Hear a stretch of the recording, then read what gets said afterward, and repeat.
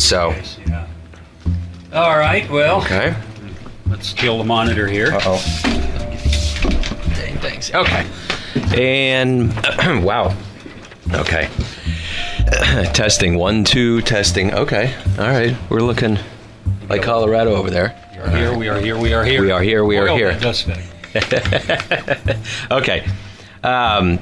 Welcome to yet another interview in a series of interviews that we do on Neon Jazz, but we are going to do this under the umbrella of the Neon One conglomerate. And today, we are very happy and delighted to have the incomparable Mr. John Christopher from the Neon Beat, and we want to find out what it's all about, what the past is all about, what you're doing with the show, how did we get to today, and where are we going after today.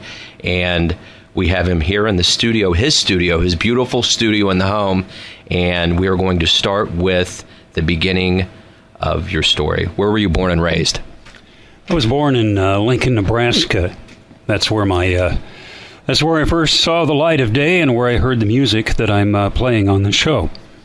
Give me a little bit of a overview of your mother, father, siblings, and your current family now. My dad was a broadcaster. Not surprisingly, I'm kind of a chip off the old block. Dad was a television personality when we left Lincoln, but he was also a radio broadcaster for several radio stations along the I-80 corridor, and at that time, in the 1950s and 60s, played the music that I'm playing now on the Neon Beat. My mother studied music at Nevada before my dad and mom married. Both of them are from Nebraska. I am the second eldest of 5 children, and I've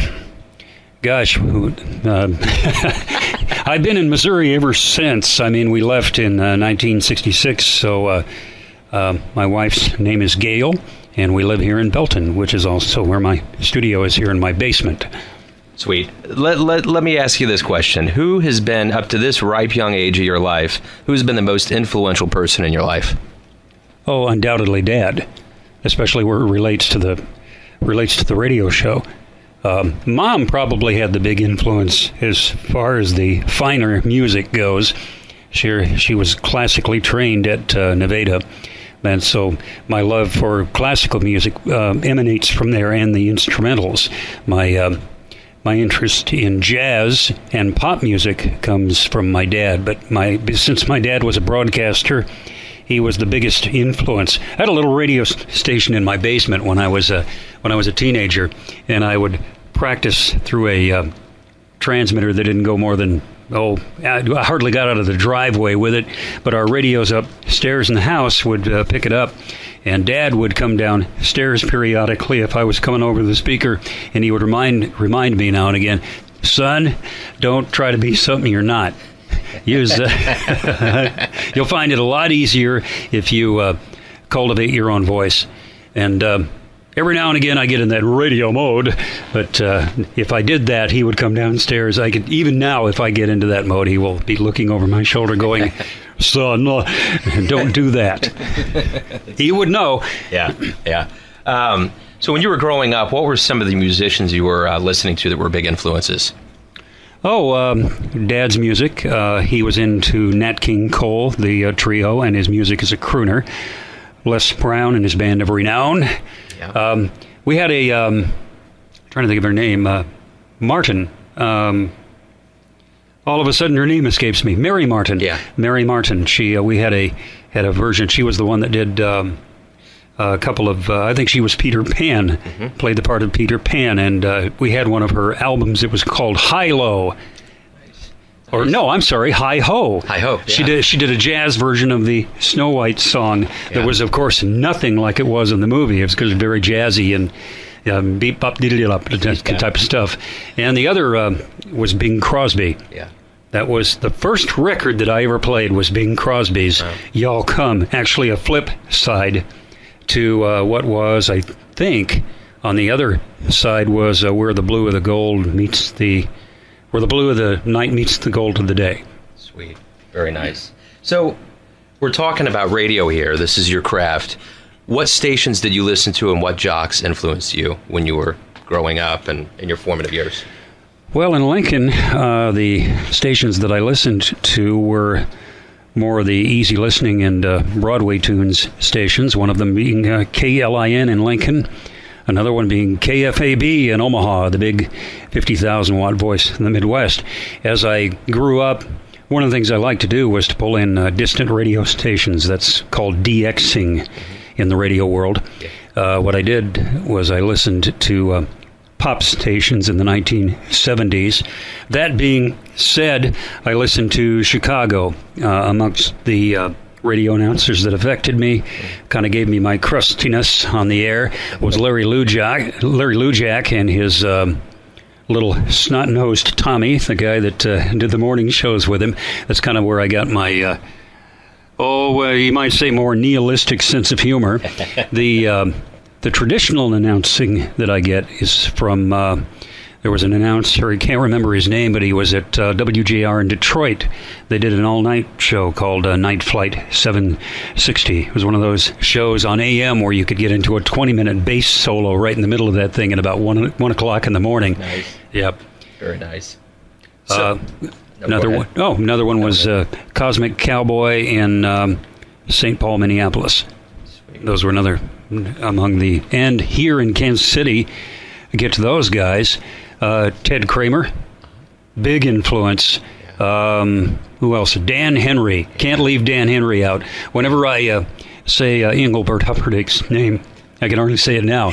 I'm a little hoarse today. But whenever I say Engelbert Humperdinck's name, I say it the way Dan Henry used to say it, which was Ingeldink Humperwimple. That's awesome. Mark Foster, that was another announcer that influenced me a lot. Goodness. And, oh yes, Richard Ward Fatherly. I couldn't begin to do his pipes, but whenever he was around, I'd try to go that low, and invariably, my voice would just go right up into my nose. That's awesome. So, when you were a kid, what did you want to be when you grew up? Actually, I wanted to be an airline pilot. My dad also flew. He was a private pilot. I had... first time I ever went up in an airplane, in a Frontier Airlines prop plane out of Lincoln, I was sold. I wanted to be a... But then later in life, my dad took me to see a radio studio and how it worked. Mm-hmm. Sat in at a radio show hosted by a fellow named Dick Rippey at KFH in Wichita. Yeah. And my dad, of course, adding his talents as a radio announcer. Back and forth they went, and I was just enamored with the magic of it. Yeah. So I was sold right about there. I think I'm going to be a radio announcer. All right. So speaking of that, let's talk about your path, your professional path from the beginnings all the way up to now being a engineer by day and a radio host after that time. Well, that's my daytime job. I am a radio engineer for the Intercom group of stations here in Kansas City. That is my day job. What I do is I keep transmitters, audio equipment. My first degree was in electronics, mm-hmm. But I have to admit, the electronics was my way of getting into the business. Right. And actually, my first radio job was at a Nebraska radio station where I didn't have to use it until they discovered that I could. Yeah. Was at KODY, North Platte, Nebraska. Mm-hmm. But I got I wouldn't say a degree, but I got a associate's. Well, I guess that is a degree in electronics, applied sciences, and then went on into the broadcasting industry as soon as I could get a job. But got to do a microphone work first, which I was really kind of doing what Dad suggested, speaking of, kind of the walk. Dad wisely suggested that I get a degree, that I learn another trade mm-hmm. before I got totally into radio announcing, because the good radio announcing jobs, the good paying ones, are very hard to find, especially now. I mean, even tougher. Mm-hmm. He said, you're going to need it. And I did. Yeah. And now and again, needed the electronics to kind of back me up whenever I didn't have a gig. Absolutely. So tell me how the Neon Beat began. Well, okay, here we go. Back to the old humble beginnings. these songs have been going around in my head all my life, since Nebraska. I have said before, basically what you're hearing is a kid trying to get home. Okay?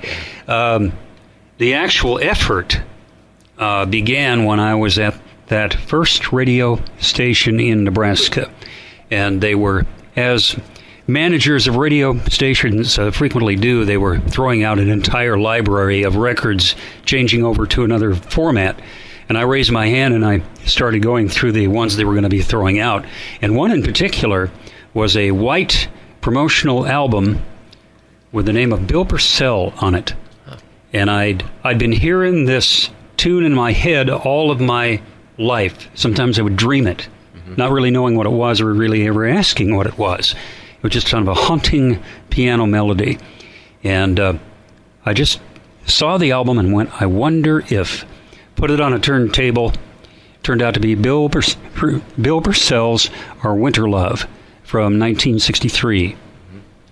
Nice. And it just wafted through the speakers, and I was 9 years old all over again.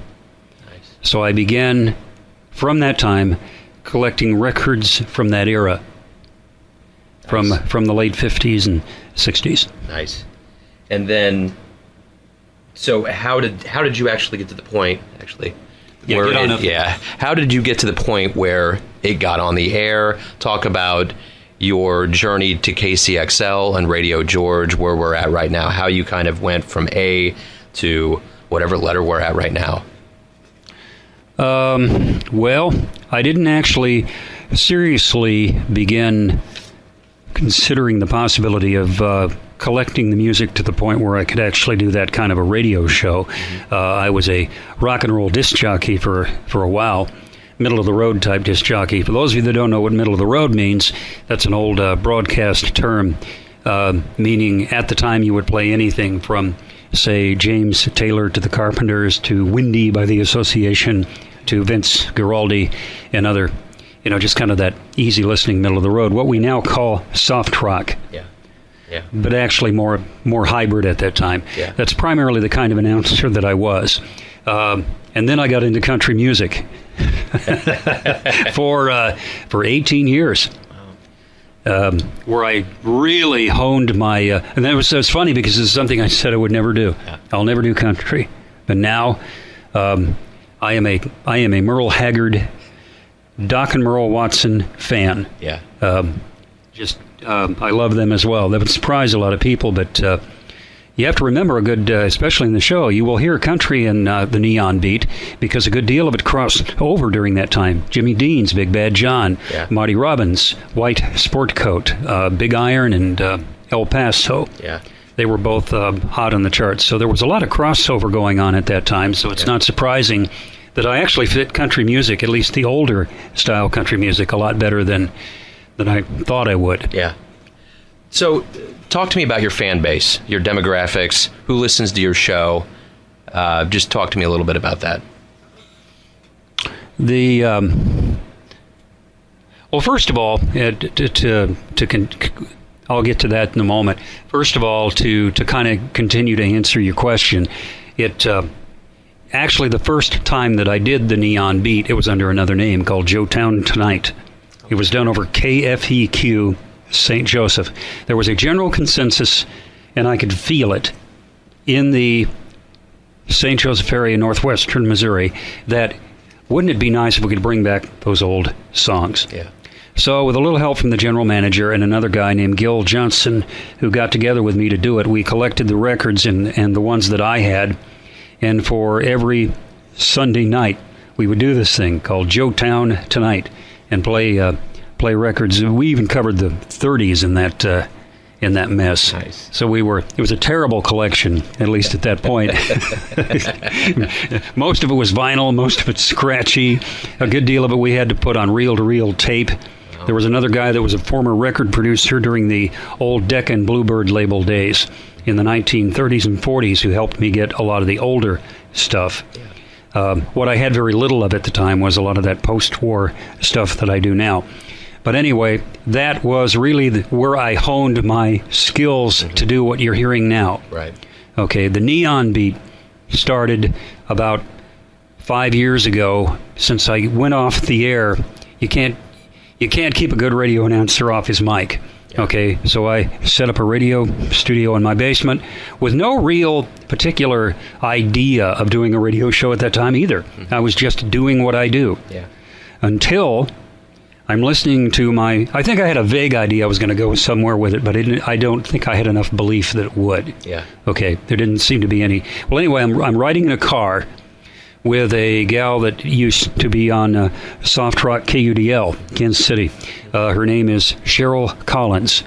And Cheryl's a spitfire and vinegar. She really is. We refer to each other as tunes in this industry. If I'm Roger Rabbit, she's Jessica. Yeah. Okay, and we're riding in my car, and I have a tape on, and it's my show. Well, I'm kind of deaf to it. It's playing in the background, and I realize it's me. So like a painter who's not done with his painting yet or doesn't want anybody to see it, I quickly turn the radio off. She goes, no, turn that up.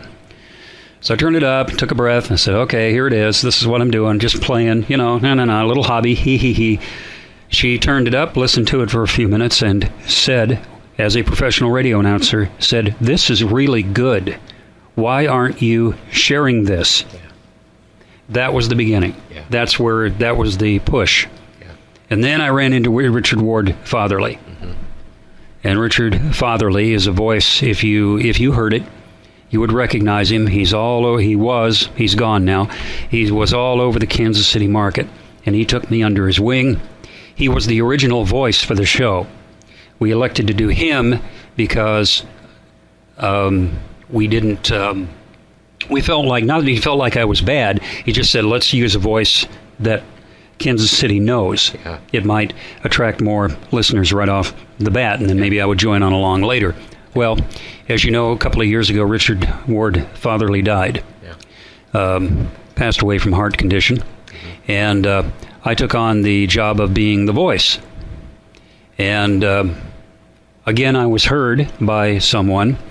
Me and another salesman at the radio group where I work pitched it to a local station here, and they picked it up and have been carrying it at various times to this day. They first carry it over a station that has now gone Mexican, and now they're carrying it out of Liberty on an AM/FM combo, which is what we're doing now. Which is? The Neon Beat on KCXL, okay. 1140 AM and 102.9 FM. Sweet. And then you're not only on terrestrial radio, you're on the internet now too. Let's talk about that a little bit. How you got on Radio George and how that union took place. I was invited to attend a group of old radio announcers that get together at a place just off Metcalf every second Friday of the month, second and last Friday of the month, called Radio Legends. Mm-hmm. I was invited there by a fellow that does the movie reviews on 980 KMBZ, mm-hmm. and a couple of other stations in the intercom group called Jack Posinger, name of Jack Posinger. And Jack goes to the movies, if you've heard that. Mm-hmm. He's kind of got a German-tinged voice. Yeah. That's because he's from Leipzig, Germany. Yeah. And Jack reviewed my show, heard it on KCTO, got a hold of me, said that he wanted to do an article mm-hmm. on it. And I said, sure. And at the same time, I was invited to the Radio Legends bunch, where I've been hanging out. And it was there I ran into a guy named George Woods. Yeah.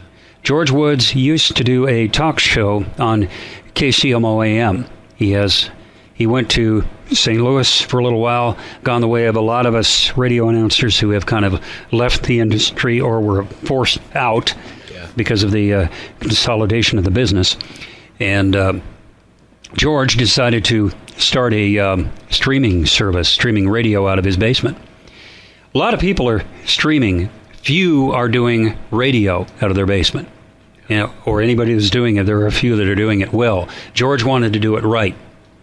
So, at one of the meetings, I kind of got on with George until he started telling me about what he was doing out of Lenexa, his house there, and we got to talking about it, and I said, well, I'm going to show you I'd like you to hear. He heard it, and decided in a couple of weeks within a meeting, look, I'd like to have you on Radio George.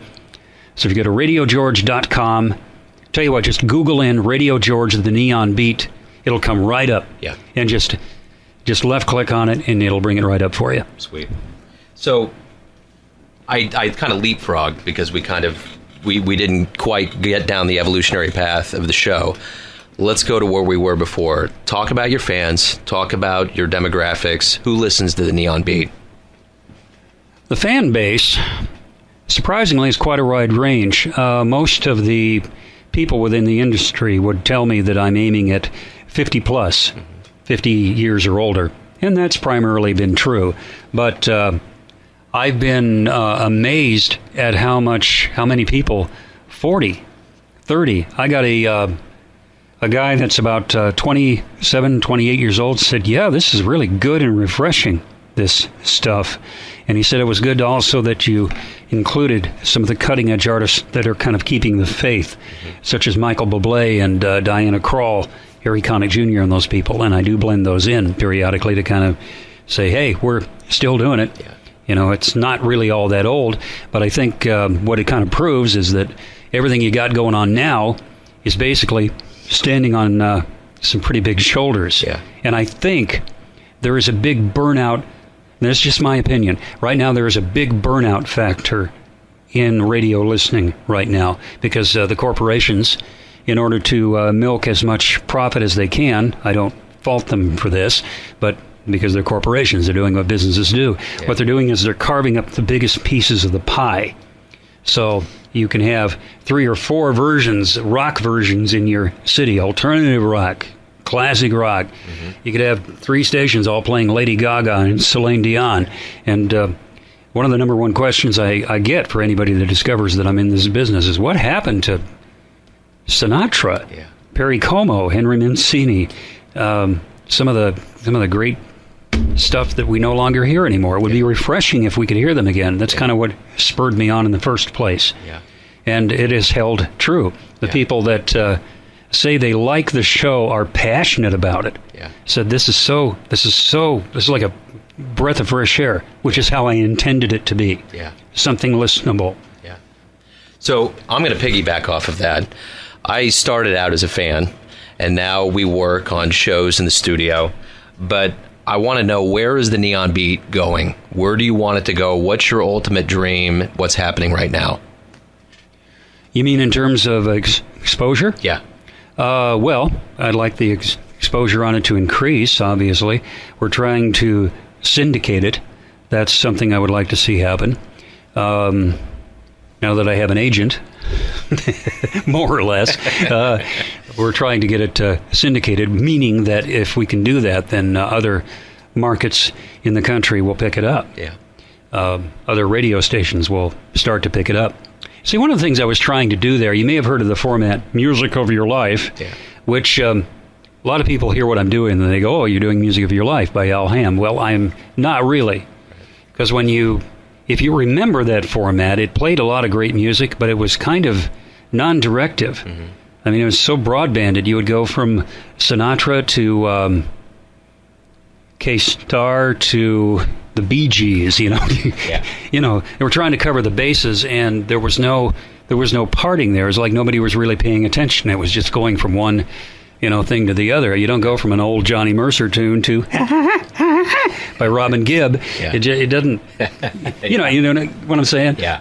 At the same time, some of them there was another station that got a little way broadbanded, in that I don't think anybody cares if Bing Crosby ever did Hey Jude. Yeah. You know what I'm saying? Yeah, absolutely. It's good if he does songs kind of within the own era, but you know what I'm saying? Yeah.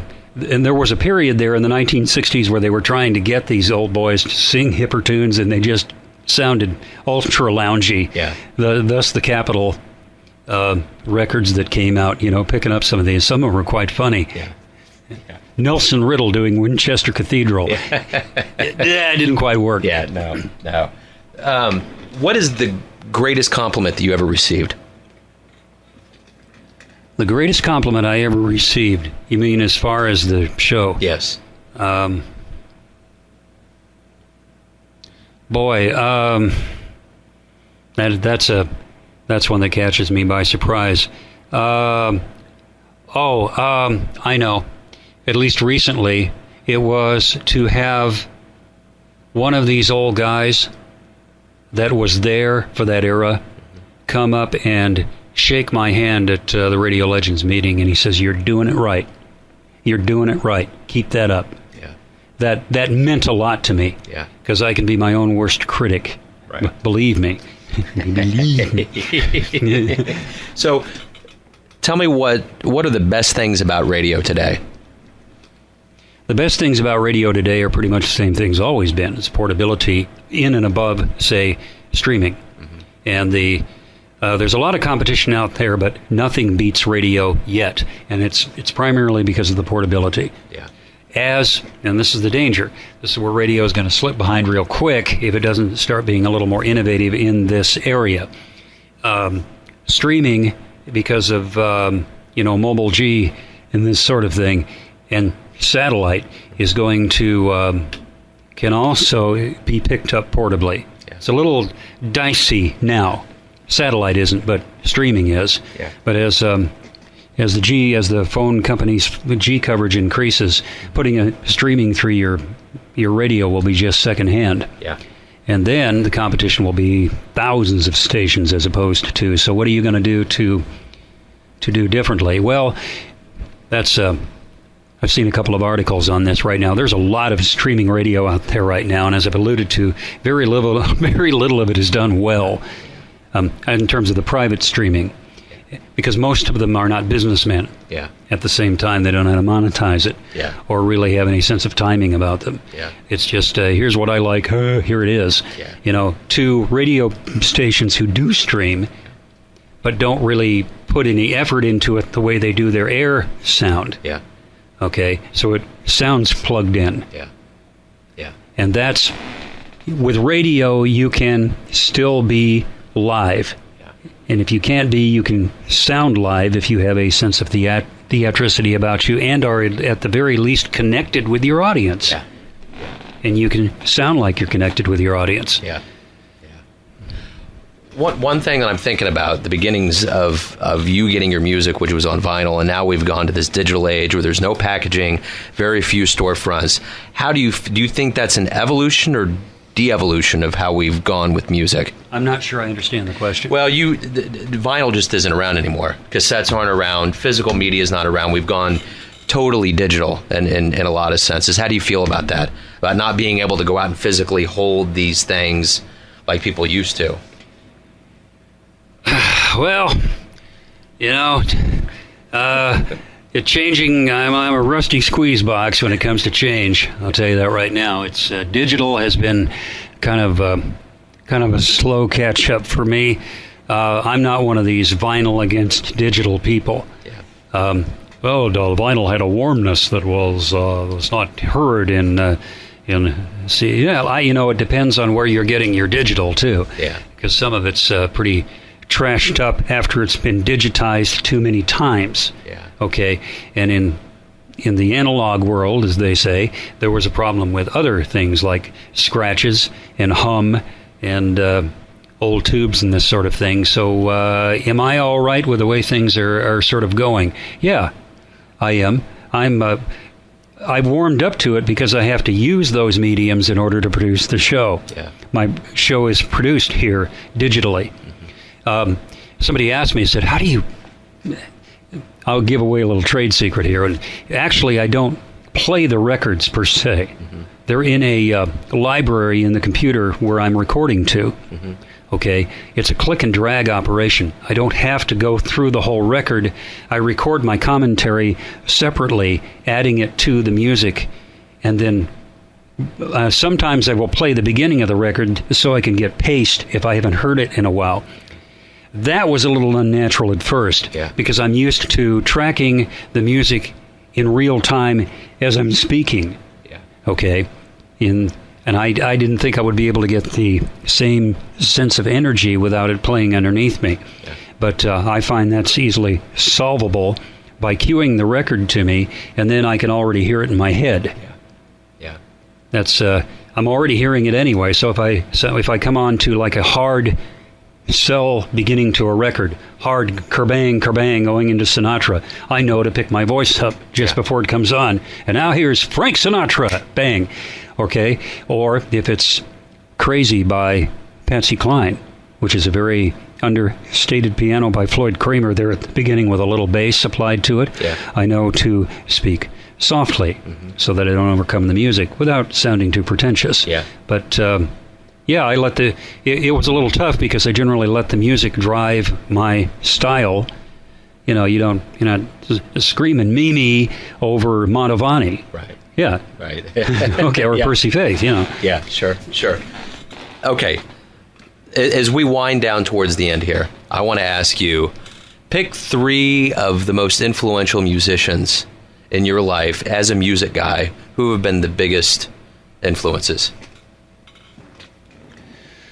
Oh, wow. Again, I'm saying that a lot, aren't I? Who were the biggest influences on me? Unequivocally Nat King Cole. It's one of these guys that, started, jazz trio and did what is usually if you think about it, is usually a bad thing to do, and that's to change horses in the middle of his career, which was to go with a crooning style. But he just had that kind of voice. Nat Cole. Sinatra, certainly. Marilyn May. Kansas City's Marilyn May. I have to include her just as I would have been a teenager at the time she was speaking out, or adolescent teenager, and that cabaret singing of hers was just so motivating. She still makes me want to just turn up the dadgum speaker. Louis Armstrong, Satchmo, however that came out. Satchmo, Louis Armstrong, the Dixieland trumpeter. Just, think about Satch that you just love, that you loved about, that I loved about some country music artists. Is there just no pretension to that voice? That's why you loved him. Not only could he play a mean trumpet, but he was what he was. He had the panache. He had the panache. And Sinach had the panache. Yeah, those were some classic guys. One more time, how can people hear your program, The Neon Beat? Where can they hear it at? I'll push the stream first because that's the best sounding of the bunch. Full stereo, when we do have stereo. That's an interesting thing about it because a good deal of the recordings that you take out of that period are mono. But I tend to hang around the hi-fi. I'll leave the 78s to Ken Burns and the history of jazz to you. That's right. Okay. Anyway, where can they hear it? They can hear it at radiogeorge.com. Go to radiogeorge.com. I have a page called The Neon Beat, and there are 3 jukeboxes there. Pick one, left click, it'll play. I change it. It's not actually a live stream as it is you're playing back an hour of the show when you go to the jukebox. And it's reloaded 3 hours every week, Sunday evening. All good listening. The other Kansas City radio station carrying it is KCXL. 1140 AM and 102.9 FM. 102.9 FM is about 200 watts at a stick about 800 feet in the air in Independence, so it doesn't have a whole lot of penetration. But they've just recently upgraded their AM to 5,000 watts, so you should be able to get them over the metro during the daytime. At night, they go down to the power of a light bulb, so forget it. And the times that are on presently, 24/7 at Radio George and on KCXL, as it is now, because they move me around a whole lot. It's on weekday evenings, 6 to 8 p.m., weekends, Saturday, noon till midnight if they don't have a game. Sundays 2 to midnight if they don't have a game, and all nights generally 7 days a week, midnight till about 5 in the morning. Sweet. Till the talk programming comes on. Good deal. With the final words, thank you very much. I mean, I tell you what, if there is any show in Kansas City that has totally been charming and delightful and has heralded a very loyal audience. It's been the Neon Beat. So, Mr. John Christopher, it's been a delight. Thank you. Thank you. Many fronts. And enjoy listening to the Neon Beat. It's a delight. It's on your radio dial and the internet. And with that, we say good night. Good night. And good luck. Enjoy the music, my friends.